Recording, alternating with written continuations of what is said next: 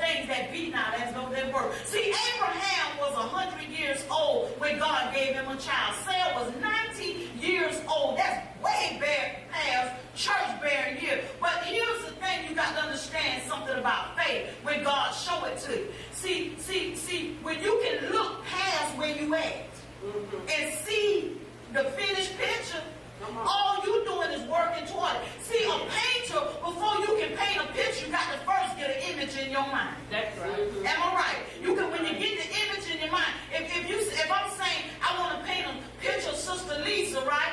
I got to get the image in my mind. Yes. And some of them now, they'll have the subject sit before them. Yes. But either way, it's still giving me a picture of what I want to paint. And so now, don't get me wrong, I can look at that canvas and them paint brushes all day long.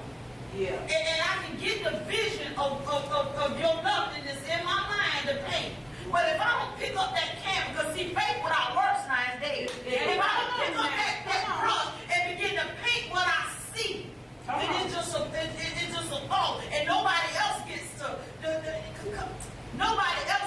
enjoy what it is I'm about to paint. You wouldn't enjoy it than nobody else. And that's the same thing with God, what he did with Abraham. See, from now on, what God did, it worked for us. Yes, Lord. Yes. See, that's another thing about faith. So we ain't in this thing by ourselves. That's why we're a unified front. Because one thing here at Freedom World Ministry, we work together. Amen. Amen. Amen. Because we know, we see the bigger picture. Yes. It ain't no little eyes and yous and all that kind of stuff. We ain't in here fighting and trying to come against one another. We understand that every one of us have gifts and talents and abilities. We are amazing people of God because we are the righteousness of God. Amen. And we walk by faith, y'all. I can't help for saying that enough.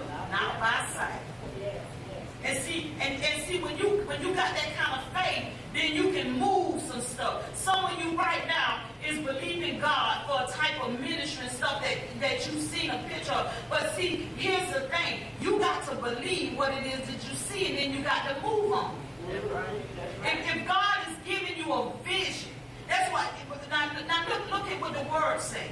He said, my people destroy for lack of knowledge. But what's the one about the vision? We perish. But there's a part that says, without a vision, the people perish. Okay. See, the problem is we don't have vision sometimes. And then when somebody come in with a vision, we can't understand it. Somebody else can see where it is you want to go. But when you don't have no vision, you're trying to put a halt to those that do because you can't understand it. Because that carnality, that mind that has not been restored in God, it'll turn around and say, I don't see that happening. Oh, I just don't. How can that be? But see, a person with vision, that's where our faith lies, y'all. A person with vision and have that faith in God says, what's impossible for God? Nothing. Nothing too hard. Nothing. Sometimes we got to speak to ourselves, y'all. You can't speak what you feel. You can't speak what the doctors say. You can't speak what is before. You got to speak those things that be not. That's in our lesson now. Speak those things that be not as though they were. That's what Paul said. That's what Abraham had to do. He said, tell it to the star, didn't he? What did he have to do? He had to speak. Only thing he asked God, he said, well, God, I don't have an heir. And it ain't that he didn't believe it. He was just trying to see how it was going to come. When he told Mary, you're going to have a baby. She said, Lord, how did that be? I never known a man. That's not doubt. Believe it or not, that's not doubt. You just asking how this, you understand. The doubt is when you say, oh no. You kind of like John, Zachariah.